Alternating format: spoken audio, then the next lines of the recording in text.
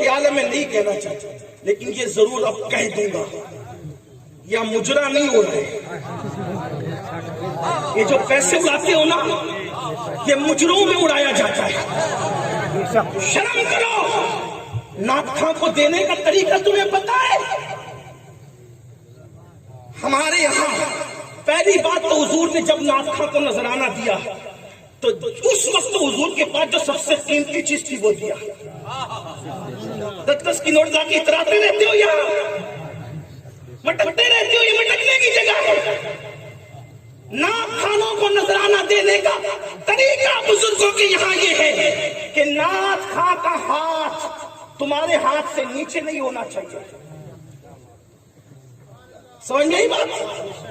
نعت خواں کا ہاتھ تمہارے ہاتھ سے نیچے نہیں ہونا چاہیے، کیونکہ حضور نے فرمایا نیچے والے ہاتھ سے اوپر والا ہاتھ بہتر ہے۔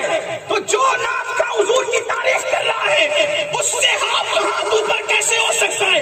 اس لیے ہمارے بزرگ کو جب نعت خانوں کو نذرانہ دیتے تھے تو یوں ہتھیلی پہ رکھ کے ہاتھ نیچے کر کے، اپنے ہاتھ نیچے کر کے یوں نظر پیش کرتے۔ کیا تماشا بنا رکھا ہے؟ آپ مجرا کیا سمجھتے ہیں؟ یہ مجروں میں پیسے اڑائے جاتے ہیں۔ دینا ہے سنت ہے، نعت خانوں کو دینا ادب سے لا کے یہ پھینک رہے ہیں، یہ پھینک کیا فیشن بنا رکھا ہے؟ محفل کے تقدس کا کسی کو خیال نہیں۔ میں نہیں کہنا چاہتا تھا، میں صبر کر کے بیٹھا تھا۔ میری عادت یہ ہے کہ میں دل کا بہت خیال کرتا ہوں۔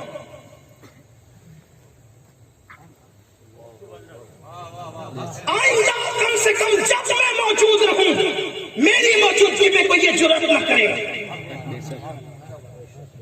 اگر آپ کو مجھے نہیں بلانا ہے واللہ بازار بار نہ بلانا، میں لوگوں کو یہی کہتا ہوں۔ لیکن محفل کا تقدس، اس محفل کو آپ نے سمجھا کیا ہے؟ جہاں تقدیریں بدلتی ہے یہ محفل ہے،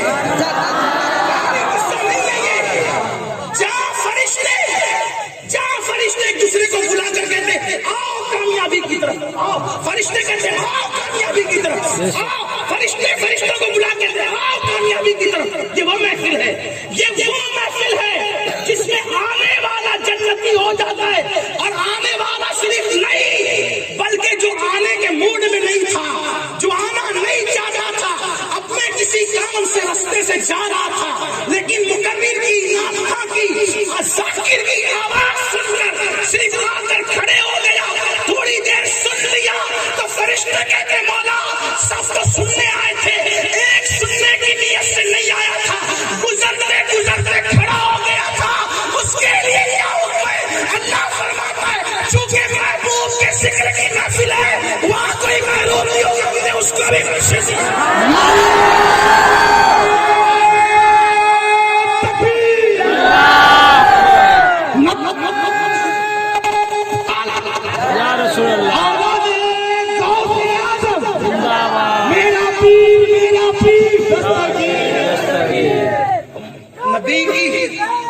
نبی کی محفل کو دھندا مت بناؤ، دھندے پانی مت کرو۔ اس میں جس کی نگاہوں سے خدا کی ذات نہ چھپی ہے اس کی نگاہوں سے دل کے جذبات کیا چھپ سکتے ہیں؟ اگر ایسا کیا تو نہ دنیا اچھی ہوگی نہ آخرت اچھی ہوگی۔ یہاں دھندا نہیں کرنا، یہاں دھندا نہیں بنانا، یہاں تو صرف ان کے لیے، صرف ان کے لیے۔ ہم اگر ذکر مصطفیٰ کر رہے ہیں، یہ امین القادری کا امت پر کوئی احسان نہیں ہے، یہ ان کا احسان ہے کہ انہوں نے ذکر کرنے کی اجازت عطا کی ہے۔ ہماری زبان اس قابل نہیں ہے کہ حضور کا ذکر کر سکے۔ 1000 بار پشویم دہن کا مشک گلاب خلوص نام تو گفتن کمال پیانویس، اگر 1000 مرتبہ نہیں، میں اب اس کا ترجمانی اپنے انداز سے کروں گا، کروڑوں مرتبہ اگر مشک اور گلاب سے میں اپنی زبان کو دھل لوں تو میری زبان ایک مرتبہ نام محمد کہنے کے قابل نہیں ہے۔ یہ نام محمد ہے اور ہم نے اس کو کیا بنا رکھا ہے؟ گانوں کی محفل میں، مجروں کی محفل میں، ہماری محفل میں کوئی فرق ہی نہیں۔ خدا کے لیے اس کا خیال کریں۔ میں نے پھر کہنا ہے کہ میں نہیں کہنا چاہتا، مجھے دلوں کا خیال ہے، ہاں، ورنہ کوئی یہ نہ کہے یہ صاحب دیکھیے کہ یہ اب بھی بول پڑے، میری باری میں تو کم سے کم آپ نہیں کریں گے. اور یہ بھی آپ سے کہہ دوں کہ میں نے قطعی طور پر آپ کو نظر دینے کے لیے منع نہیں کیا ہے. میں تو یہ کہہ رہا ہوں کہ حضور کی سنت ہے کہ جب حضور کسی نعت خواں کو، کسی مداح رسول کو جو چیز دیتے اس وقت تو سب سے بہتر جو ہوتی وہ دے. ایک بار نکال کے دے دو، کیا گھڑی گھڑی لا کر کے کہ میں بار بار ویڈیو میں نظر آؤں کہ دیکھو آج جناب کتنے سخی ہے. ویڈیو والوں کو بتانے کے لیے کر رہے ہیں سب، ان کو دکھانے کے لیے کرو ان کو. ہاں وہاں بیٹھ کر کے کسی بچے کے ہاتھ سے بھیج دو گے نا تو بھی وہ خوش ہو جائے گی. یہاں خودکتے مت آیا کرو، اس کا خیال کر لیا کرو. مجھے جلدی سے جو ہے وہ یہ سب چیزیں ہضم نہیں ہوتی، اس لیے مجھے بہت تکلیف ہوتی ہے. جب نعت شریف پڑھی جائے سب سراپا، ہاں ذکر مصطفیٰ آتا ہے تو فرشتے سراپا بن جاتے ہیں. ان کی نعت کو سمجھا کیا ہے؟ اگر مجھ سے کوئی پوچھے کہ سب سے پہلا نعت خواں کون ہے مدحت کے باب میں، تو میں اپنے اللہ کا نام پیش کروں گا کہ وہ سب سے پہلی نعت بیان کروں گا. اس لیے کہ آغاز سے اخیر تک قرآن نعت مصطفیٰ محبوب کے بیان کا کیسا موقع. اور نعت کیا ہے جانتے ہو؟ نہیں سمجھا نعت.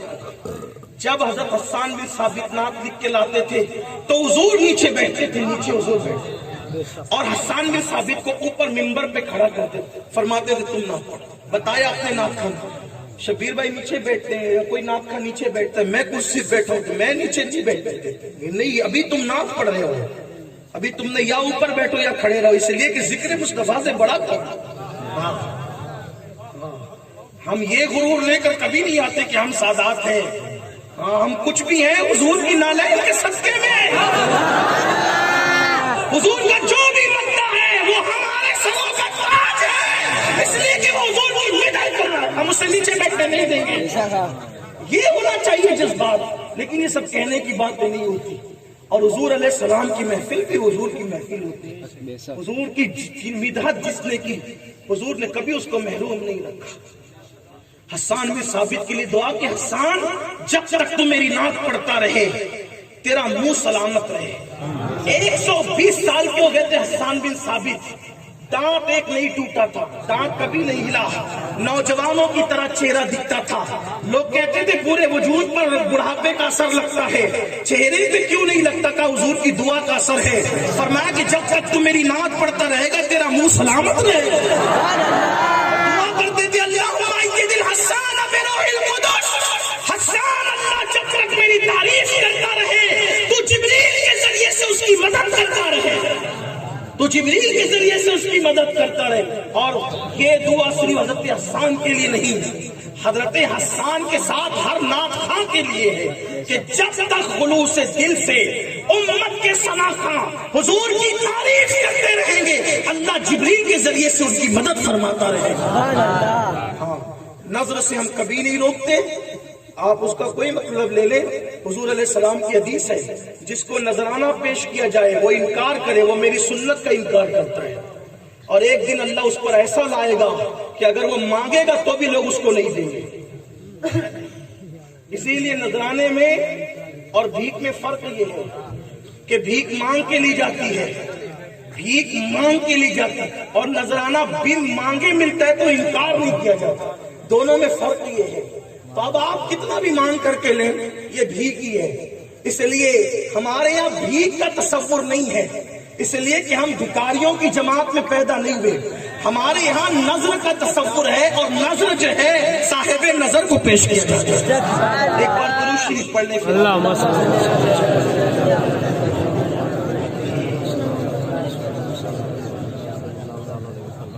آواز سے درود شریف پڑھیں. اللہ رب محمد صلی اللہ علیہ وسلم